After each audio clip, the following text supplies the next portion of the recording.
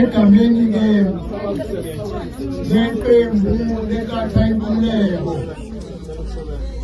nasegameni lomntwana wephindangene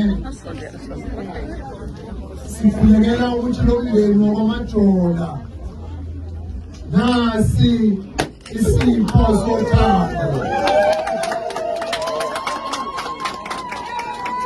nasi isipho somuntu. Sikhulekela-ke impilo enhle, sikhulekela nemihla eluliwe enganeni, sikhulekela-ke imfudumalo,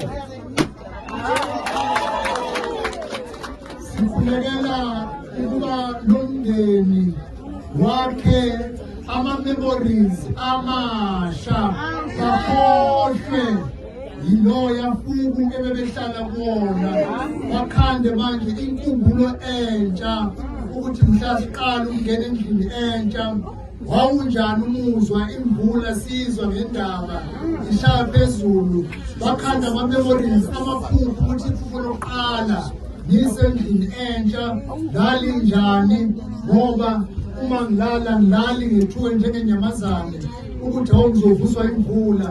Ngakho-ke siyambonga uNkulunkulu, sithi-ke lendlu ayibe ukuphila kwaphakade kulomndeni, bawuthokozele ngoba ifike ngesikhathi esihle, isikhathi samaholidi, isikhathi sothando, isikhathi sokuphana.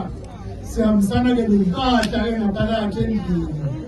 Bangitsheleke ukuthi kunane-DSTV bazokwazi ukubuka lonke uhlobo abafisa ukulubuka, abasezukuya komakhelwane. Ngiyabona iy'ntombi ey'ndala ziyakhala ngoba ziyalwazi usizi ingane eliphuma kulo, ziyazi ukuthi uma wazo wedlulile emhlabeni, ubaba kade adlule emhlabeni. Sithi-ke engathi abanikazi balo muzi bangalala ngokuthula, bathokoze ukuthi nakuba bashiya isimo sisibi, uNkulunkulu uhambele emndenini wakwamajola ngeqembu le-IFP. Halala-ke